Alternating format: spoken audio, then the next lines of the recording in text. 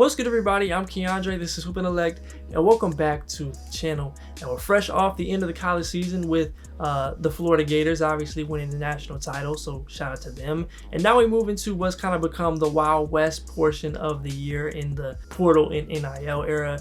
You got coaches moving all over the place, and even a guy like a JT Toppin, who would have been drafted, getting a rumored $4 million to stay at Texas Tech. And even someone like Rob Wright going from Baylor to BYU and getting a bag along the way to play with AJ DeMansa is a huge deal and something I wouldn't have believed even 2 or 3 years ago. And of course, in addition to that, we've got a bunch of decisions left to be made, and some of those who have decided to stay that will shape how this class looks and potentially how future ones do as well. So we'll touch on a little bit of that along the way, as well of course with where everybody's at the moment. So be sure to leave a like and subscribe if you haven't already, and let's go ahead and get into it.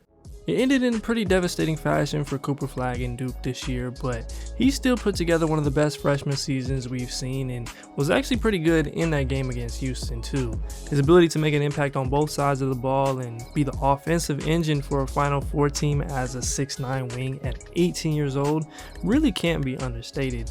I think he's just scratching the surface of who he can be. He's in a tier of his own in this class, and whoever wins the lottery will be immediately in a great position going forward. Number 2 for me is still Dylan Harper.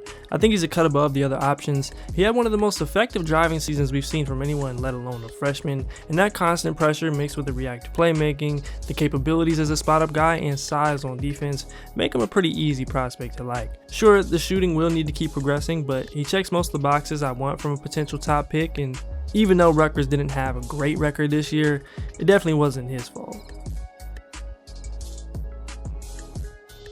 BJ Edgecombe was solid in postseason play and looks poised to be one of the first names called on draft night. His athleticism, defensive activity, and feel on both ends make for a really intriguing prospect. Now, I would understand being a little lower on him because he's got a ways to go in the handle and pull-up ability, but I think he's already got pretty clear paths to contribute. He's an elite athlete, had great production, and I think he'll be able to grow from there. Now, depending on how the lottery shakes out, he's not the caliber of prospect that would be locked in top 3 no matter what, but in a vacuum, I'm most confident in him contributing and eventually realizing more of his upside. Ace Bailey has ended up fairly divisive as a prospect, but even through looking at the entirety of his game pretty closely, his shot making, size, and defensive upside keep him appealing as an off-ball scoring wing. I do wonder how well he'd take to having less responsibility early on, both mentally and as a rhythm shooter. That would be one of the biggest questions to me in determining his actual floor, especially given the playmaking concerns. But again, in the context of this class, as much as I've picked at his game, I've also found it hard to find many others I could confidently say are a true tier above him, though there are a handful that I would consider depending on how the order shakes out. Kamal Malawach didn't pick the best time to have an underwhelming game, especially for those who were just being introduced to who he is. That said, as someone who once dropped Franz Wagner like 6 spots, mostly because of a bad tournament performance, I'd caution overreacting. He'd just been great against multiple top teams, and his appeal as a 7-foot anchor who can move around, finish plays, and just started playing basketball in the 2020s is pretty obvious, so he's not a perfect prospect, but still a very appealing one. Colin Murray-Boyles is someone that you'll still hear a decent range of opinions on going into the draft process.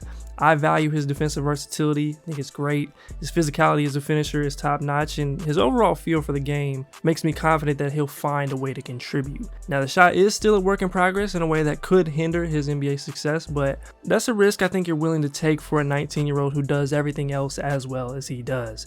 I'll be interested to see where he measures in at, because if he's like 6'5" and a quarter or something without shoes, I can see that being an issue that doesn't exist for a ton of prospects every year, but he'll likely stick within the top 10. Con Knipple was absolutely lights out down the stretch of the season, from the ACC tournament where Cooper Flagg got hurt, going into the big dance, and I just find him to be a really hard player to dislike. He's proven himself as a high-level shooter. He actually became a great finisher over the year where he struggled there early on. He's a very good passer, and despite some limitations, he really competes defensively. So while I do think the athleticism will hinder him in a way, especially because he's probably not a legit 6'7", he checks a lot of boxes and was a bigger reason Duke had success than he probably gives credit. I'm a pretty big believer in Trey Johnson as a shooter and overall shot maker, and think he projects really well in a scaled down off ball role. To me, he's a lot less Cam Thomas than he gets described, and I don't think the way he scores is tied to ball dominance, even if he had a high usage percentage. Now, he's not a great athlete. He's still got some things to iron out at the rim and on defense, but he's a solid playmaker. He's consistent. He's got the it factor in terms of confidence and, by all accounts, work ethic. So he'll likely continue to be a top 10 lock and a fluid member of this tier. Derek Queen improved his stock significantly for a lot of people after the tournament, and I can't say I blame them with how effective he was as a scorer, the passing skill set that he shows, and he also hit more threes down the stretch on top of the game winner against Colorado State. I actually thought he was solid defensively in the tournament, but questions there and positionally remain at the forefront. But one of the better playmakers in the class will inevitably still land high. Jeremiah Fear's play late in the year was a good promo for the type of upside he has as a lead guard. He's got a terrific handle and a knack for getting to the paint. He's got upside as a pick and roll scorer and overall passer given the attention he draws, but he does still have a long way to go as a decision maker who hasn't shot it yet, and is probably the lottery pick most tied to having the ball to be effective. So I do still think he is a lottery guy, but patience will be necessary wherever he ends up. Kasparas Yakuchonis has dropped a bit on the board for me down the stretch, and it was less a reaction to poor play, but more of a bigger picture issue being highlighted. I question his ability to separate and handle it against NBA point of attack defense without a ball screen, and his turnover rate was concerning in a way that can only be justified if he's excellent elsewhere, and I'm not sure he is. On the positive side of things though, he is 18, he's got good size, great skill set as a passer and shot maker, so there's enough there that he could figure it out and even evolve into different roles, but the standards for lead guards are high enough that I'd rather take that chance a bit later than the top 5. Noah Isenge has continued to produce at an impressive rate, including going 8 for 14 from 3 in his last 4 games. He's a long, fluid mover who can finish plays and create events defensively, so even with some of the uncertainty of who exactly he is at the next level, his upside, physical tools, and year-over-year improvement are enough to at least consider as high as the top 10. I definitely like Jace Richardson's game, but I do struggle where exactly to place him in this class. He's most of what you want from any basketball player on any level. He's a high-level shooter who makes minimal mistakes, he makes winning plays, and has a little more to unlock as a creator than a Michigan State squad will traditionally allow a freshman.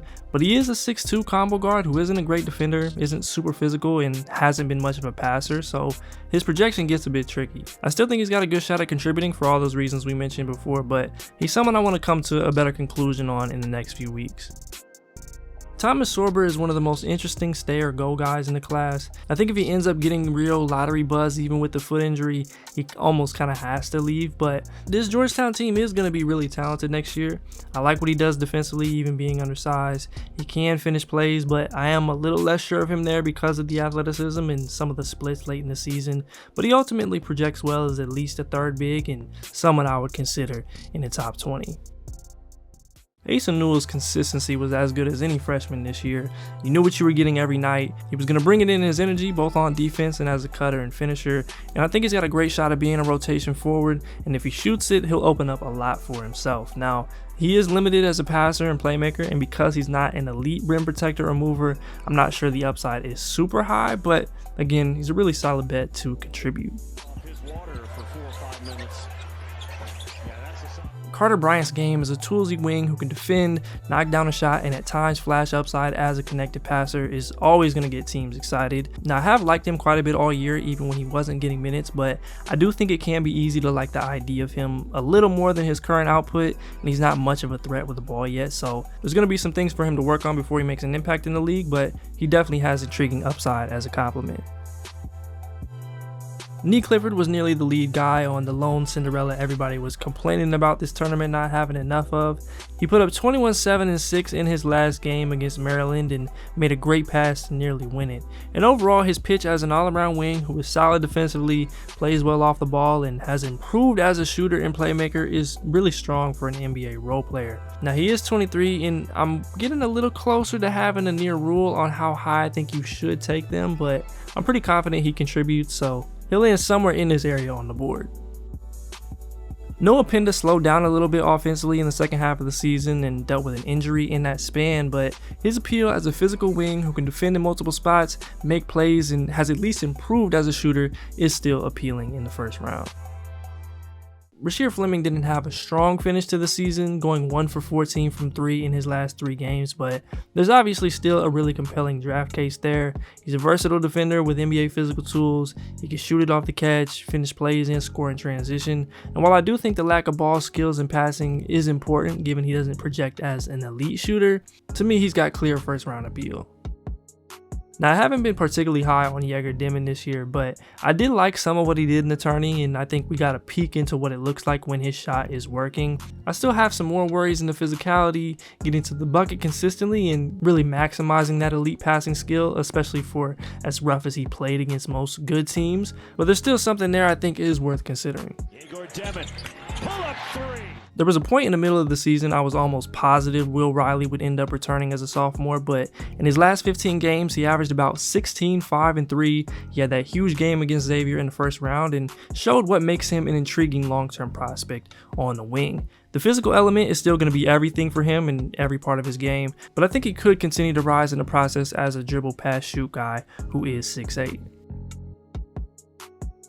A guy with Liam McNeely's pedigree in a game that works really well as a compliment is always going to get valued highly, but his defensive, athletic, and finishing issues showed up in an alarming way, and while I think he's a better shooter than the 31-32% he was at this year, he's also probably not elite in a way that the other stuff is less important. I'd still consider him in the first round, but the lottery range becomes a little bit more of a stretch. Alabama freshman LeBaron Philon is another guy with an interesting draft decision ahead.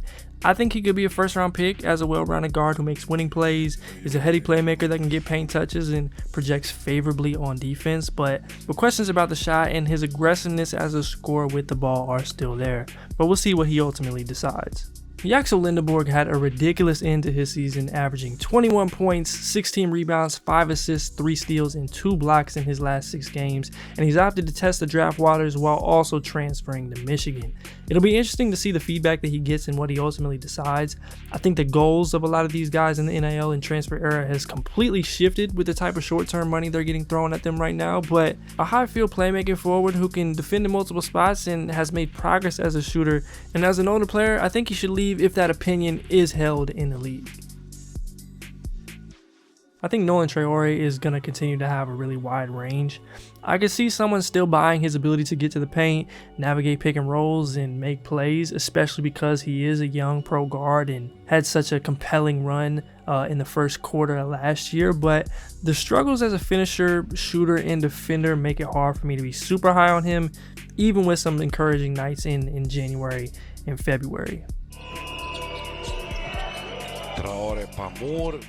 I've gone back and forth on how I feel about Ben Seraph throughout the year. His production has been pretty good outside of a recent cold stretch. He's a bigger guard who can make all the passes, is crafty, can get to the mid-range, but the questions about his shot overall and his ability to play off the ball effectively are still there. He's still in the first round mix for lead guards and will probably go pretty high, but there's rightfully a range of opinions on him.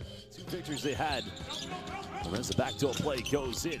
Marquette's Cam Jones improved in about every way we wanted to see from him this year, and even though he didn't shoot it well, he's got a great sample of doing just that and excelling in more of an off-ball role. He is an older guard, but I think he's got a great chance at contributing. Love the craft he has in his game, and I wouldn't be surprised if he showed out in the combine. Now, the hottest name out of the tournament is, of course, Florida's Walter Clayton Jr.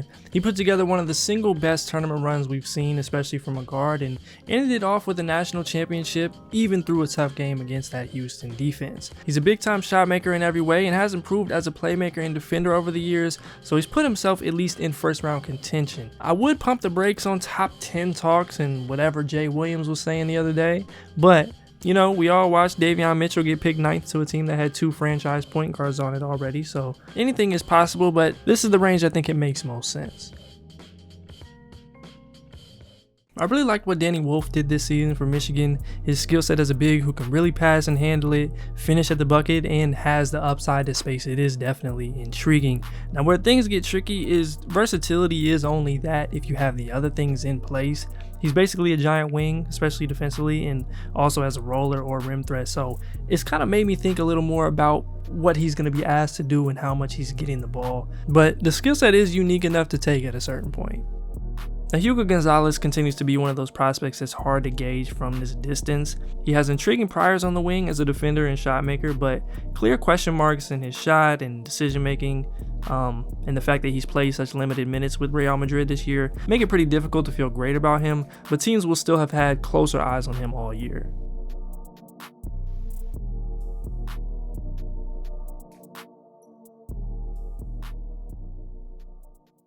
Adu Thiero didn't get to really contribute for Arkansas down the stretch due to that knee injury, but his athleticism, defensive prowess, and slashing is intriguing on the wing. He is still going to need to shoot it to stick, but once we get into that late first, early second round range, his game becomes a little more intriguing. Conference play to get back in the field to 68. There's a turnover. Thiero. Zaha Pettiford had an overall impressive March run, putting up about 15 points and 4 assists and making big shots along the way. Now, he wasn't at his best against Florida in the Final Four, but the shot making, the handle, and ability to make plays was all there in a significant way throughout the tournament. Now, he is a small guard who we haven't seen have the full decision-making reins of an offense yet. He's got a lot to work on as a finisher, and the defensive questions are obvious, so I think his draft decision could go either way, but there's not many that are as dynamic as him with the ball, and that gives him a pretty good chance to find a guaranteed deal. Miles Bird got off to an extremely hot start to the year that unfortunately didn't sustain.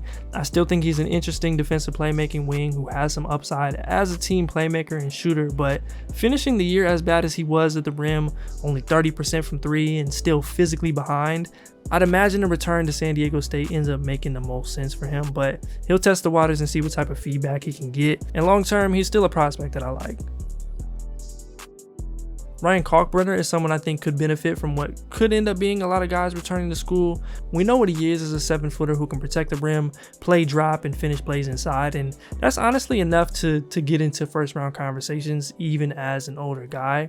Now, he's not particularly physical, and that is still the thing I think about most, but again, really simple draft case for him.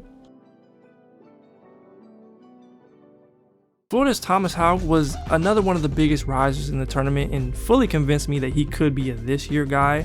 His game is a 6'8", 6'9" forward who plays with a ton of energy, can defend in multiple spots, and is capable from 3 is clear, and he was a massive part of their success. I had him penciled in as a 2026 breakout guy, which he could still be, but I wouldn't be surprised if a team is already super interested in taking him in the first round, maybe even the top 20.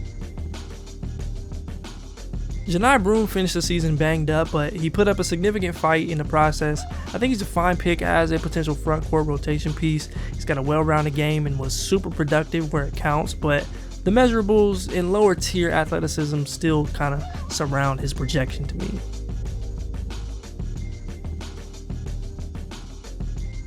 I'm still not quite as high on Joan Behringer as you might see elsewhere, but I think he's interesting for a young big. He's a pretty good athlete, can block a shot, finish play.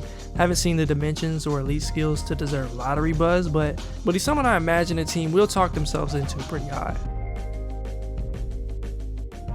Boguya Markovic will have an opportunity to boost his stock with a good week at the Nike Hoop Summit and ultimately build off of what's been an impressive run and ultimately build off what's been a pretty impressive season for Mega. He's a near 7-footer who can handle it, finish a play, knock down a shot, and though he is someone that is still a bit untraditional, he has a good skill set to buy into. I was a little disappointed by Alex Karaban this year, probably had somewhat unrealistic expectations, but his appeal as a wing who can shoot it, has good feel, and makes winning plays is worth an early second round pick. There's been some noise about him possibly returning again, which would be kind of funny, but I think he'll still have a solid number of suitors this year.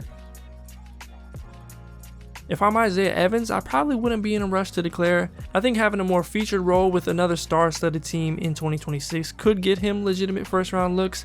I would still take him at some point this year if he was in the draft because I really like the shooting and scoring upside on the wing, and I thought the defense got better. But I do think that extra year for him to develop could be crucial.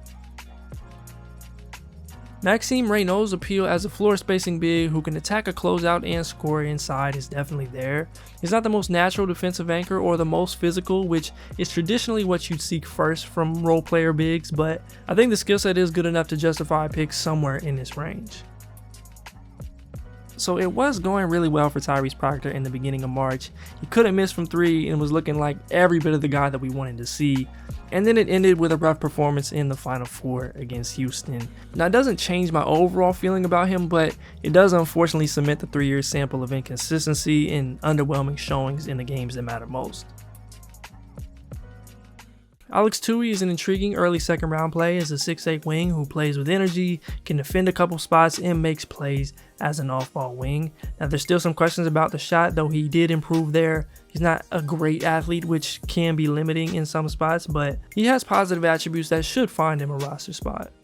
It wasn't the best showing for Alex Condon in the tournament. I don't think he dealt with physicality well. He was pretty timid looking for his own, and it all stood out pretty frequently. Now, he still played a big part in their win. I like his defensive positioning, his continuity as a passer, and how well he runs the floor, but I wouldn't be surprised if he does end up returning to Gainesville.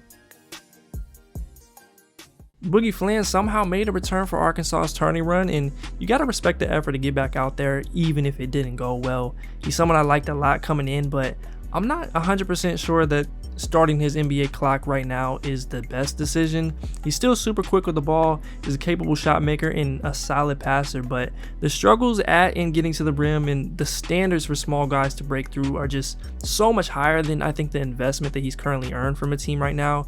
So that's going to make him an interesting guy to track down the stretch. I'd still pick him and there's still interest there, but it could be an uphill battle. Milos Uzian didn't have the loudest tournament performance, but he did at least turn more heads as a potential draft pick down the stretch. I thought he was very good this year as an all-around guard who can knock down a shot, run a pick and roll, and make a play, and has good size. He'll likely get at least some interest over the next couple months. Sergio De La Rey recently returned from his shoulder injury and has at least contributed despite none of the contests being that close. His game is a big guard who can shoot it, has some craft off the bounce, and has been active on defense in low minutes at the Euro Cup at ACB levels is more significant than it's been discussed, so he is a potential riser, possibly as a stash pick for someone. Chaz Lanier had a really successful transfer up season for Tennessee this year, and shooting nearly 40% on 16 threes per 100 possessions and also having solid physical tools is enough to catch eyes playing in the SEC. He doesn't offer too much else besides some ability to get his own offense, but he's got a true elite skill, and that's what really counts at this point. I kind of wonder how differently we view Jameer Watkins had he got himself to a winning situation this year. I think the lean into the defense and connected playmaking could have been a real positive for him, especially as an older guy, but regardless, those elements, the slashing and physicality are the draw with him, and if he shoots it better in the process this year, I find it hard for him to not pick up more fans and front offices along the way. If Cedric Coward enters the draft, he'll be in my top 60. He was out for the season with a shoulder injury and didn't get to compete at a high level for Washington State, but there's not a bunch of guys with 7-foot wingspans at 6'6" that can defend first, make shots, and make a play, so I think he's at least got to be mentioned with the two ways. RJ Lewis had about as weird an ending to what was an otherwise great season that I've seen. He was Big East Player of the Year, he led St. John's to their best season in a minute, he also showed great two-way tools on the wing and shot the leather off the ball in the last month, but he was objectively terrible against Arkansas, made bad decisions, struggled against some of their length. He got benched at the end of that game and now is in the portal while declaring for the draft. And he doesn't seem to have as many people convinced of his draft ability right now, but I still think he's worth the second round selection in this class. I can't imagine we're ever going to see the G League be somewhere prospects go unless they completely restructure in the future, and Dink Pate is pretty clear evidence for that. He's actually been a little bit more encouraging lately. He hasn't shot it particularly well, but he has been active, he's got to the bucket, he's made plays. Still super young as an athletic wing with some ball skills, but where he's at right now, he's probably going to get used to playing in the G for at least another year or two. Darian Williams had some huge moments for Texas Tech in their tournament run and probably cemented himself as one of the school's all-time favorites. He's an interesting NBA bet. Part of me really likes the passing, shooting, and size combination. The other part of me sees slow feed and heavy post-ups, but I think there's enough there for a second-round selection. Johan Grunlow's game as a floor spacing and rim protecting big is still pretty appealing. He is rough around the edges in terms of positioning and pick and roll coverage, but he's young, he's learning the pro game, and could be a stash candidate or a pre-draft riser depending on how things go. If college basketball had a Most Improved Player award, Yannick Conan Niederhauser would have to be on that short list for me. Transferring to Penn State from Northern Illinois, he went from a toolsy rim protecting big whose highlights were a little bit more appealing than his full games in the MAC to a legitimate two-way threat in the Big Ten with NBA dimensions and real athleticism. He's also in the portal, so we'll see what happens there, but I think he's at least worth considering, if not someone that should rise a lot late. I'd guess Micah Peavy will benefit quite a bit from all the likely returners. What he did down the stretch for Georgetown this year as a high-energy defensive wing who shot it much better than ever before and kept them in games was pretty ridiculous. He is older and didn't really stand out in a significant way prior, but he's got clear contributor tools that I think could impress in the pre-draft process if he can continue to shoot it well enough. Sion James is another guy who had a bit of a rough night in what was an otherwise excellent season. His ability to guard multiple positions, knock down threes, make connected plays, and by all accounts do it with a high character, make him a draftable candidate as an older player. He was a two-way guy for me last year coming out of Tulane. I think he'll at least be in that mix again, but we'll have a lot more high-level experience and eyes on him than before. I was really impressed with what Javon Small did this year leading this West Virginia group. His all-around game as a playmaker, pull-up shooter, in his effort on defense, given the usage, make him a really solid prospect for an older guard. And while I'm not sure that he actually ends up getting picked, I definitely consider it in the right spot. Even when you don't offer much else, the type of shooter Kobe Bryant is and has been over his career is still worth considering. There's not a bunch of Duncan Robinsons out there just waiting in the ranks every year, but when you make 43% of 730 career attempts from 3 at 6'6", there's a pretty simple case to be made. Amari Williams had a really impressive year as a transfer at Kentucky, and his skill set as a physical big who can pass it, help protect the rim, and play with a ton of force is intriguing and probably went a bit underrated by me this year. Even if he doesn't end up getting drafted, he is a lock for a two-way in my opinion, and any team in need of front court depth will be interested in an experienced big who is both productive and has good physical tools. And here's a look back at the entire top 60.